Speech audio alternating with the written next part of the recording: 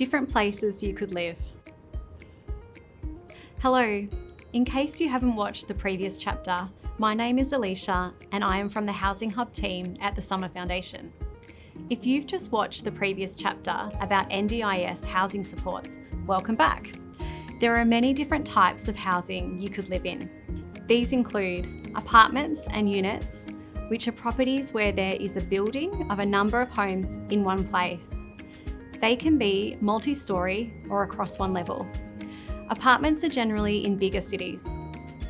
You will be living close to neighbours in an apartment, and there will be rules about pets as well as other things. Apartments can be an affordable option. Townhouses, villas and duplexes are properties where your home is attached to other homes.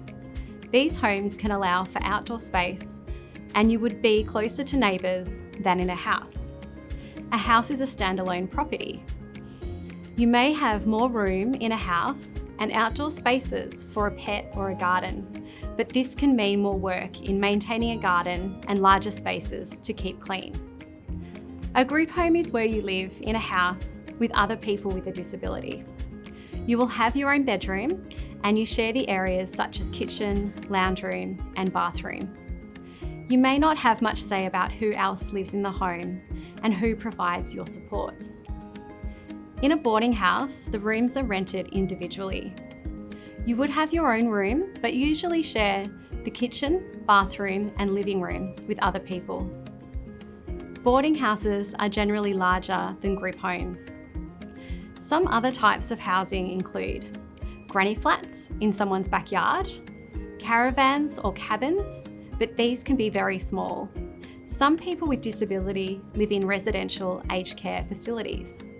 The Commonwealth Government recognises that aged care is a poor housing option for younger people with a disability and recently announced that it's working to ensure there are better alternatives.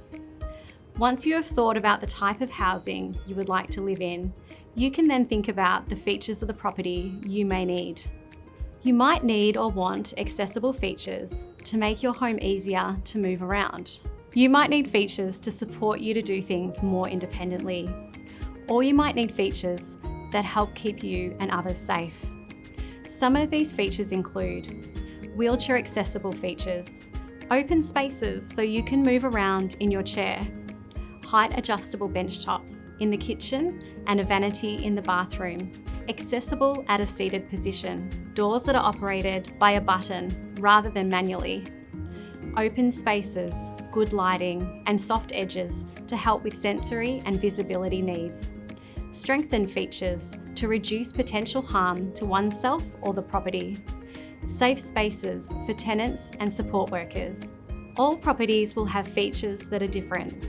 You can think about what you need in your home. Some examples include the location of the property. Is it close to shops, parks, work, school, family and friends? The number of bedrooms, bathrooms and car spaces you would like. Kitchen features such as a dishwasher and storage space. Laundry features. Heating and cooling. Now you can go to your workbook and do activities 4 and 5. What sort of home would you like to live in? And what do you need in your home? When you have finished, watch the next chapter, Different Ways of Paying for Where You Live.